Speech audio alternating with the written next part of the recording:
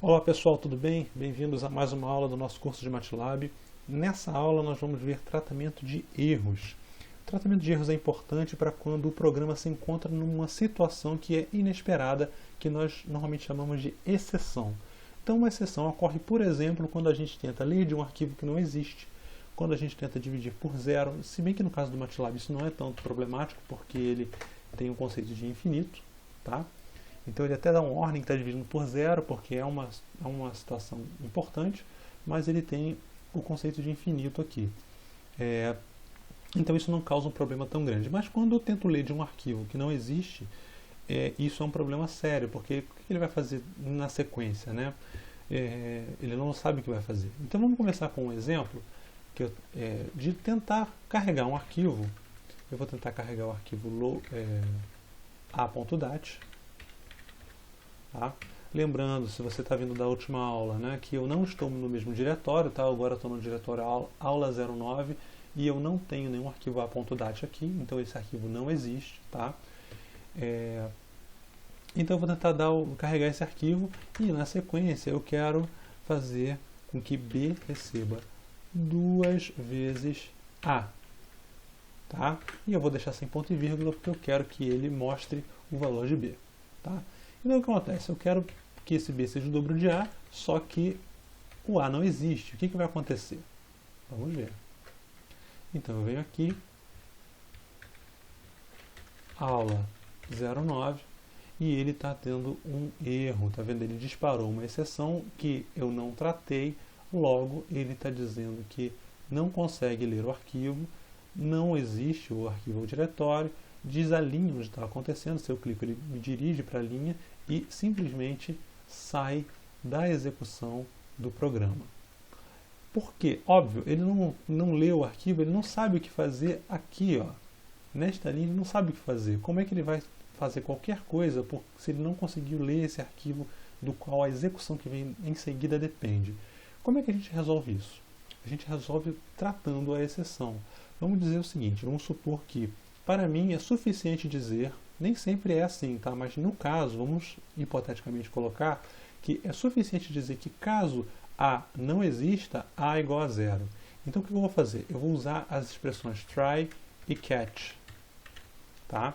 Então eu vou começar com try. Dentro do bloco try, o que acontece é que eu coloco todas as instruções que eu preciso que podem dar o erro. Então se aqui pode dar o erro, eu coloco ela dentro do try, tá? E aqui, na sequência, eu coloco o catch. O catch faz o quê?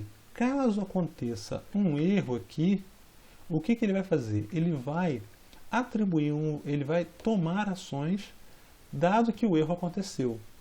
Em vez dele explodir e me retornar esta mensagem de erro na tela, ele vai executar o código que está dentro do catch e aí eu vou obter alguma resposta mais bonita. E no caso, eu vou dizer que B igual a zero, tá? Eu vou dizer as duas coisas, A igual a zero e dizer que B igual a zero, tá? E no caso, eu posso vir aqui no final e colocar o valor de B para todo mundo ver. Então vamos lá. Executei novamente e repara agora, B igual a zero, apesar de não existir o arquivo A. Tudo bem, vamos agora fazer o seguinte, vamos criar o arquivo A. Então eu vou vir aqui, novo arquivo de texto, a.dat, altera o nome, vamos agora editá-lo no Notepad, e eu vou colocar um valor 10 aqui, só isso, mais nada. O meu arquivo já existe, já tem um valor lá dentro dele, e eu espero agora que B seja igual a 20. Perfeito, olha só o que aconteceu agora. Agora existe o valor, tá? Agora quer dizer, existe o arquivo a.dat, existe um valor salvo lá dentro, que é o valor 10. Então, dentro do try, esse valor é lido, a matriz é carregada, né? No caso é uma matriz unitária, a conta é realizada e ele segue adiante. No caso, eu posso muito bem fazer isso aqui, né? Puxar esse cara para fora e detonar essa linha, porque o B vai ser executado uma única vez. O que me importa aqui é definir o A dentro do bloco try catch. Então eu posso reexecutar e ele continua funcionando numa boa. Então try catch, com essas duas expressões, eu consigo verificar, ter uma situação anormal que eu trato, né? E aí no caso que eu detecto primeiro e depois eu trato dentro do bloco catch. Mas vamos supor uma outra situação. Vamos supor que dentro de uma função minha qualquer, eu não quero detectar se há um erro ou não, mas eu quero acusar um erro, eu quero que ela dispare um erro.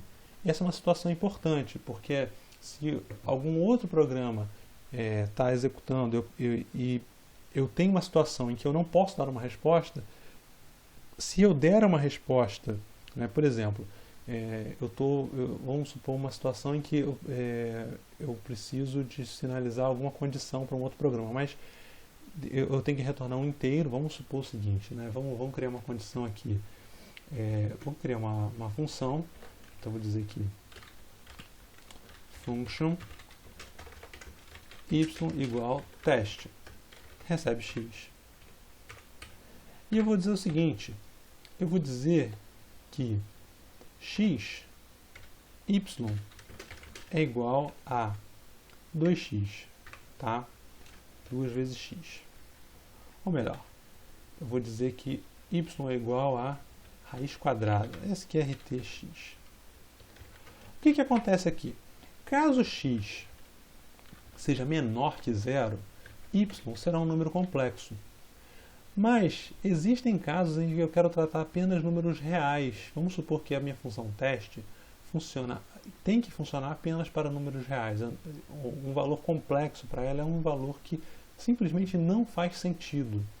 Então, como um valor complexo simplesmente não faz sentido, também não faz sentido que eu permita ela retornar um valor complexo. Então, o que eu faço? Eu faço com que, se x menor que zero, então eu vou disparar um erro com a função error. E aí eu vou colocar o valor de x deve ser maior que zero. E aí eu deixo ele prosseguir. O que vai acontecer? Quando a minha função chegar nessa linha, ela vai, vamos supor, x é menor que zero, ela vai chegar nessa linha, então ela vai exibir esse valor na tela e vai interromper o programa. Ele não continua o programa, ele dispara o erro. E se eu estou chamando um monte de funções em cima de teste x, né, se a minha pilha de chamadas está função A, que chama B, que chama C, que chama teste x, quando ele detecta o erro, ele sai de toda essa pilha de chamadas, ele sai de teste, sai de C, sai de B, sai de A, chega no nosso prompt de comando que está aqui, onde foi chamado provavelmente, e sai também acusando uma mensagem de erro como essa aqui, tá? Se eu quero que isso não aconteça, eu tenho que, se eu quero que isso não aconteça, eu tenho que usar uma construção tipo essa de try-catch, que eu vou mostrar para vocês agora rapidinho. Então vamos primeiro ver o seguinte, eu vou salvar como teste.m, vou vir aqui no prompt de comando e vou dizer que teste, vou chamar teste para 4. Ele me dá uma resposta de 2. Perfeito, como esperado. Teste para 1. Ele me dá uma resposta de 1. Para 0. Ele me retorna 0. E agora menos 1. Ele faz exatamente aquele erro que eu estava mostrando, né? Que nós definimos, né? O valor de x deve ser maior que 0. O valor de x deve ser maior que 0. Ele dispara o erro. Tá?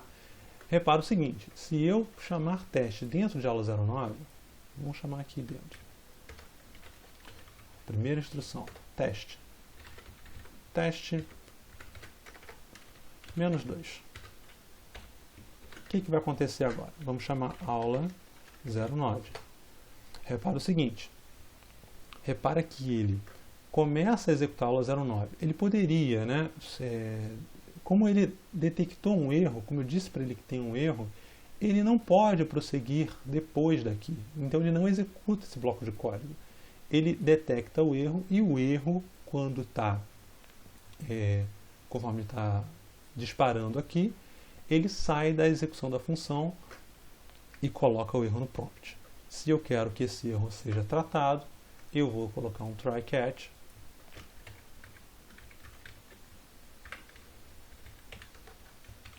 Vou deixar aqui o B, eu vou colocar aqui o teste, e aí eu vou fazer o seguinte, try teste menos 2, C igual a 0,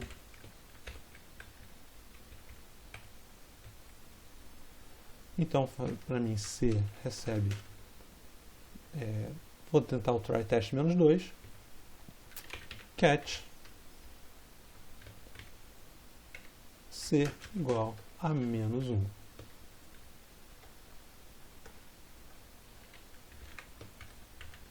E aí eu vou mostrar quem é o C.